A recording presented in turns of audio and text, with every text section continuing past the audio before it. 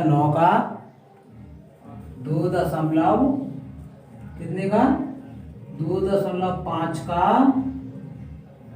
14वें का पहला और दूसरा सवाल समझिए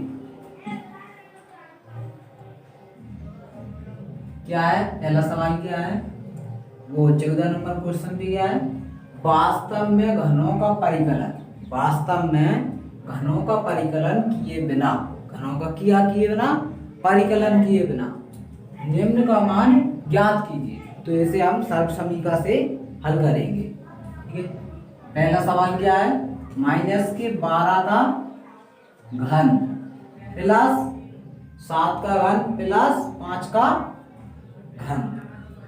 ठीक है, तो इसमें ये सर्वसमीका यूज होगी x की घात 3 प्लस y की घात 3 प्लस z की घात 3 माइनस 3xyz बराबर होता है, एक कोष्टक में होता है x plus y plus z, दूसरे कोष्टक में होता है x square plus y square plus z square minus xy minus yz minus zx। ठीक है, आपको ये सर्वसमीका याद होना चाहिए। ठीक, ओके सर। तो इस सर्वसमीका से इस सवाल की तुलना करेंगे, तो लिखेंगे तुलना करने पर, तो x का मान क्या निकल आएगा -12, y का मान 7 और z का मान 5। ठीक है, इतना समझ में आ गया। Okay sir.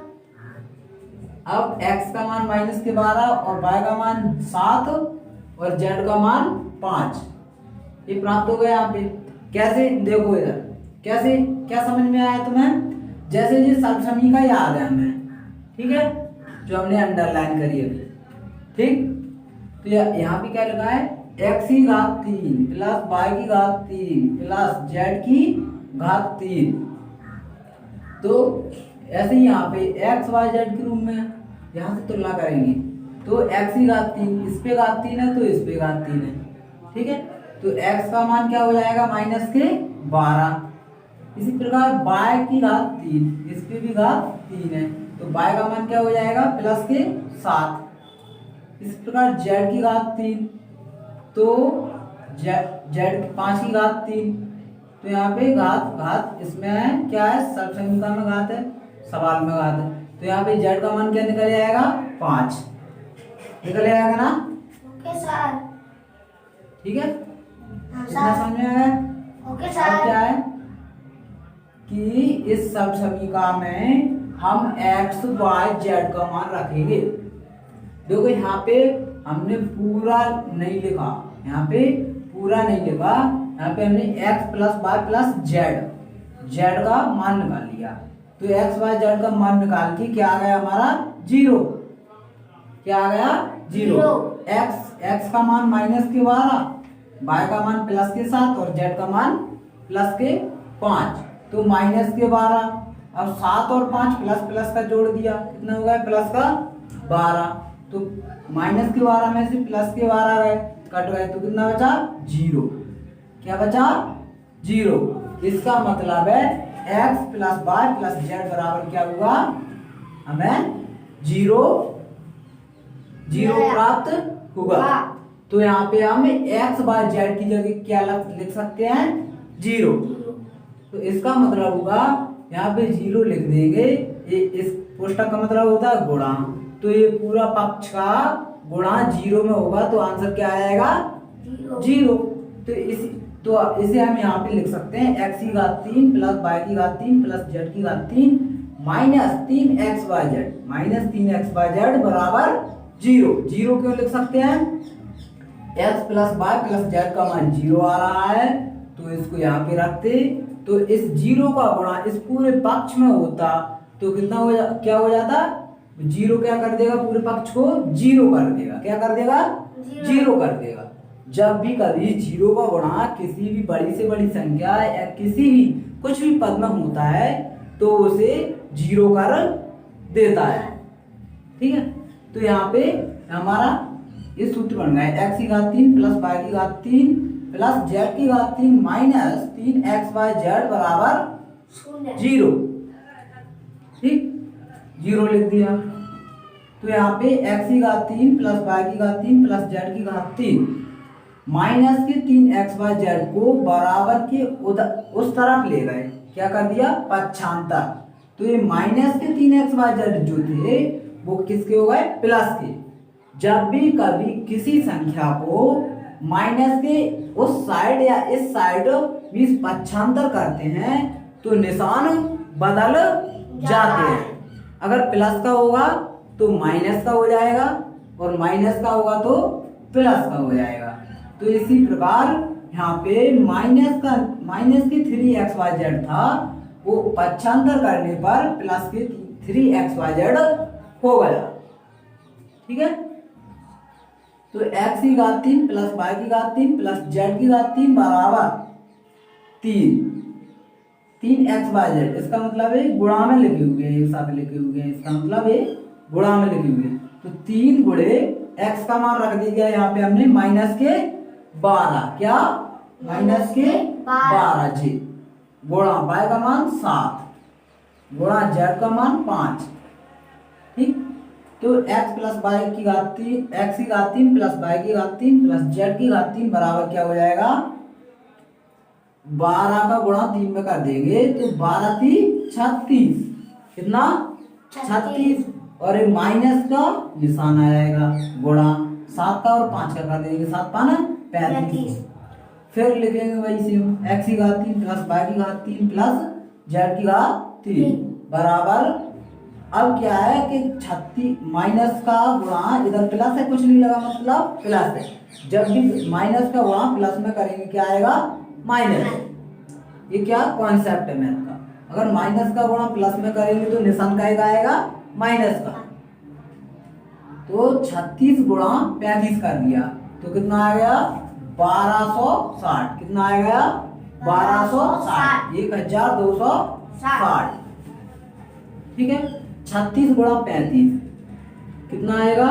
1260। देखो यहाँ पे हम करके देखो 5 जगह 30 की 0 80 की 3 पंती 15 और 3 18। कितना हुआ? 18 गुणा 18 की 8 हासिल की 1 3 तरफ का 9 और 1 10।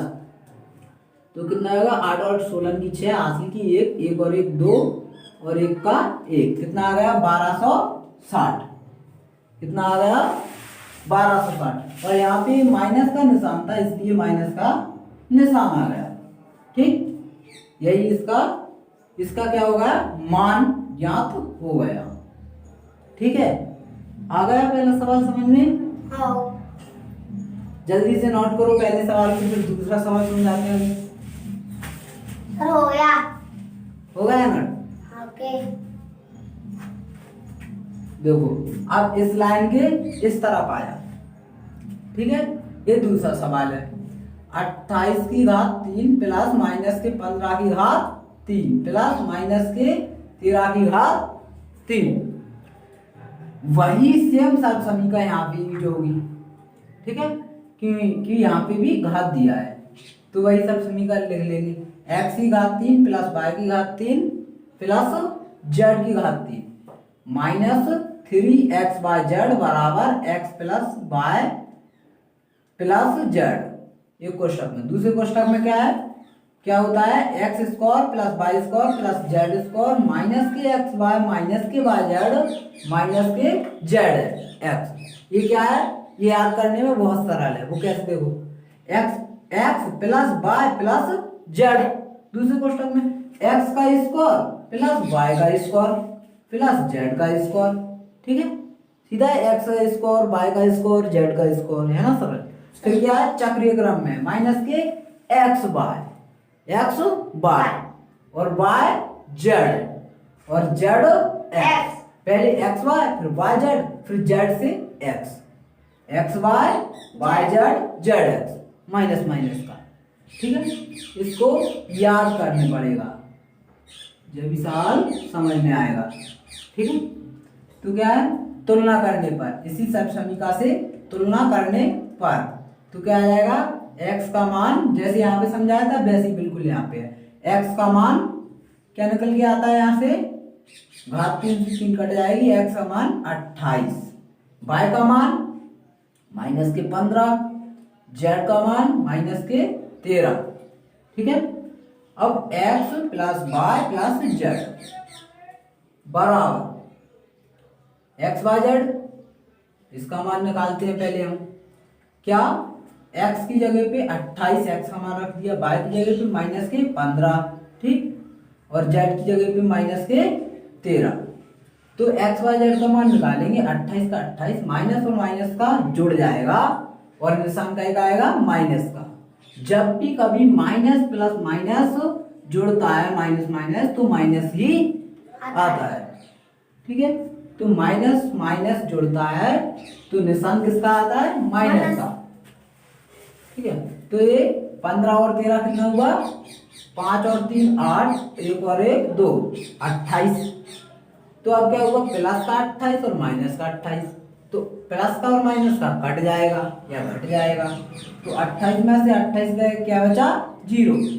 तो x plus y plus z बराबर क्या आ गया, हमें 0 प्राप्त हो गया। तो इस x y z बराबर 0 के मान को हम यहाँ पर रखेंगे तो क्या 0, x y z का मान क्या हो जाएगा 0। जब इस 0 का गुणा इस पूरे पक्ष में होगा तो इसको क्या कर देगा 0। तो यहाँ पे हम इसको लिख सकते हैं x की घात 3 प्लस y की घात 3 प्लस z की घात 3 माइनस 3x y z बराबर, इस पूरे पक्ष को यहाँ पे 0 लिख के इस पूरे पक्ष को वो क्या कर देगा, गुणा करके 0। तो यहाँ पे बराबर क्या लिख देंगे 0। ठीक है, अब x की घात 3 प्लस y की घात 3 प्लस z की घात 3 बराबर, इसका क्या कर दिया, पक्षांतर कर दिया, इसको बराबर के उस साइड ले गए दूसरी तरफ। ठीक है, तो निशान बदल जाता है, कुछ नहीं होता, क्या बदल जाता है निशान। अगर प्लस का होता तो माइनस का हो जाता, और माइनस का है तो किसका हो गया, प्लस का। तो 3xy z। ठीक है, फिर इसी सूत्र में मान रख देंगे x की घात 3 प्लस y की घात 3 प्लस z की घात 3 बराबर 3 गुणा x का मान 28, y का मान -15 और z का मान -15 है, ठीक, -13। सेम यही लिख लेंगे, x की घात 3 प्लस y की घात 3 प्लस z की घात 3 बराबर क्या 28 गुणा 3 कितना होगा 84, गुणा माइनस का गुणा माइनस में करेंगे तो प्लस आ जाएगा, क्या आ जाएगा प्लस। प्लस लिखो या न लिखो, प्लस को लिख भी सकते हैं और नहीं भी लिख सकते, लिखा भी नहीं है तो भी क्या है प्लस। तो जब भी कभी माइनस गुणा माइनस होता है तो आंसर आता है प्लस। तो इसी प्रकार यहाँ पे हमारा माइनस का गुणा माइनस में हुआ तो प्लस की 115 गुणा 13 किया तो कितना आ गया 195। अब x की घात 3 प्लस y की घात 3 प्लस z की घात 3 बराबर 84 गुणा 195 किया तो कितना आ गया 1000, सॉरी इकाई दहाई सैकड़ा हजार 10,000, कितना आ गया 16,380, कितना आ गया 16,380, मतलब 16,380। ठीक है, ये सवाल अच्छे से समझ में आ गया ना। Okay sir. कहाँ पे समझ में नहीं आएगा अभी पूछ सकते हैं आप। सर बिल्कुल समझ में आ गया, आप बहुत अच्छा पढ़ाते हो। बता